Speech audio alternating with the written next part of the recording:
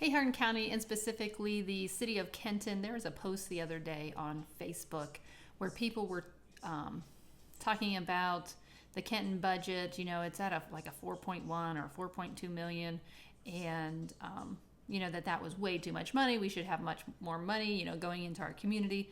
But what I want to show you what I found. So here is the Kenton government insurance rates for 2025. Insurance is a huge part of the budget. It's a huge benefit. Nobody wants to go work somewhere where you're not going to get an insurance package, or where you have to go out and get independent insurance. And I know, at least in the courthouse, entities can get pretty protective about their insurance benefits, to the chagrin of the community, possibly. And so, a lot of times spouses may get, they may have insurance at their place of residence, but they're going to use the insurance from the government because usually it's a better package, but the price just keeps going up and up and up and up. And the deductibles keep going up and up. So until insurance companies are wrangled to bring those costs down, there's not much leverage that we're going to have. So if we break this down, and you can go find the Facebook post that we talked about this. I couldn't find it. It was just somewhere on one of the Kenton pages. But the majority of the people who are employed at Kenton are families, and they have about 50 employees, right? And we kind of figured out maybe it's a 45,000 average pay rate, right? So if you just take those two things, you're going to have, so the family, each family every month is going to pay $694 for their insurance coverage. That's like 7% of your $45,000, right? That is a huge chunk just for insurance. That doesn't include taxes, doesn't include OPERS, which is another huge chunk. That's just coming right off the top. So you go, oh, you're getting paid, $15 an hour. I don't even know if it's that much, but you're not. You've got all these expenses just coming off the top, which is across the board. But it makes you feel like, you're getting a whole lot less. So they're paying almost $700 a month, and the city is paying per employee per month $3,936. That's astronomical. I cannot even fathom that amount of money. So if you say a family plan for 12 months, they are going to pay, so the family's going to pay $8,300 a month, and the city is going to pay about $47,000 a year for these people. So you have $45,000 salary and a $47,000 insurance payout plus OPERS, right? So just unreal. So at the end of the day, for the 50 employees from Kenton, the employees are going to be paying, did I figure that out? The city is going to be paying $2,362,000 a year. So $2 million a year in that monthly $3,000 insurance payment, right? So then you say, okay, now add in $45,000 for their salaries, generalized. That's going to be another $2,250,000.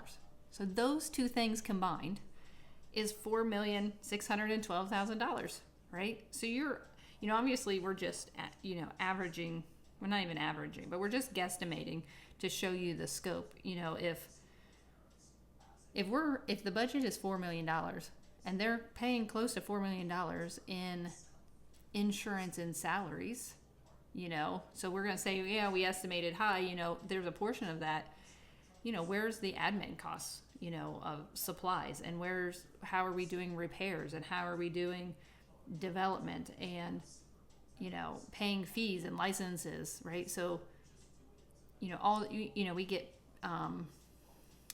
like your water bill and your thing, those types of monies goes into a pot of money that then is paid just for the water bills, or it's just paid for a certain aspect of the local government. But anyways, at the end of the day, when you look at that $4 million price point, it's insurance. We're just paying, and the insurance goes up. And so I know this year, most of the people in Kenton government, at least in the admin side, no raises, right? No raises. I know the health department hasn't had raises.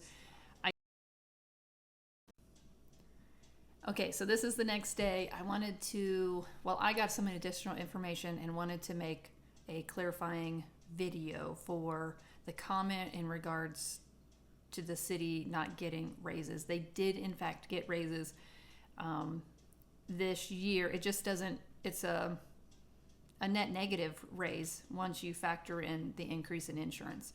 So let me go through this a little bit. We're going to be talking about the 23-24 year and then the 24 to 25 changeover time periods.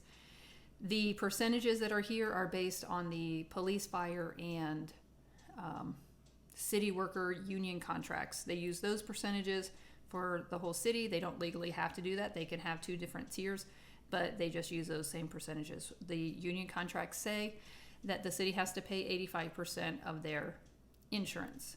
Okay, so that's the one part of it. Now they did negotiate, I think they're still negotiating contracts for this year. Anyways, it's always a big mess. All right, so from 23 to 24, city workers got a 3% increase, okay? And this year, 24 to 25, they got a 5% increase, right? So those are your raises that you have. The insurance from 23 to 24 increased 40%. They wanted it to be 50%, but they negotiated down to a 40% increase to buffer the impacts to the city workers. The city of Kenton decided to pay not the 85%, but the 89% of that cost to, kind of buffer the impact of that raise. And I'm assuming they have to pay higher cost for their monthly. So it's like it's coming out from the City of Kenton side, 40%, and from their paycheck 40%. So kind of crazy.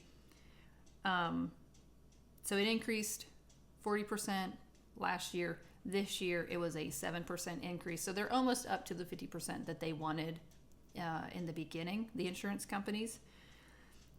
So when this year with the 7% increase, the City of Kenton could not cover that cost, and so they've raised their pay 5%,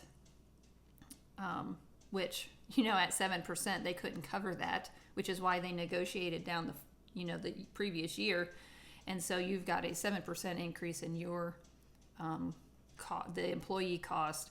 Your 5% increase covers a portion of that, but then you still have a negative. So they lost 2% of that insurance increase in their paychecks. So unfortunately, that's why you say there wasn't really an increase, because it comes out, to your insurance costs. So another person on Facebook had asked about shopping around because these prices are crazy. And they was able to talk to the city about that, and they do shop around. They do check to see if they can get cheaper rates anywhere. But the problem is that we have some really high claims, personal claims on the insurance, and so a lot of companies won't even give a quote to the city to see if they can get cheaper insurance because these claims are so big. And so it's likely that the 40% increase, could be due to those claims, being put on the insurance, and then nobody else is going to talk with you. And so that's kind of the situation, a little bit of clarification. I hope that this helps. And if it feels like it's more confusing, you are correct. All right. In the City of Kenton, it's not happening. The money's just not there. We're doing our best just to hang on with maintaining insurance costs. And that's $8,000 a family. Where did I write it down here? $8,336 that family member is paying out for their insurance. And and a deductible. So, you know, when we're looking at Doge in the federal government, I'm really hoping that they come down hard on the insurance companies and say, you know, it's price gouging for our governments, for us personally, you know, and not even to mention the care and the costs, the additional costs that aren't covered by your insurance. So it's a whole thing, but I just wanted to get that information out there if you didn't happen to see the Facebook post. All right, we'll talk to you later. Bye.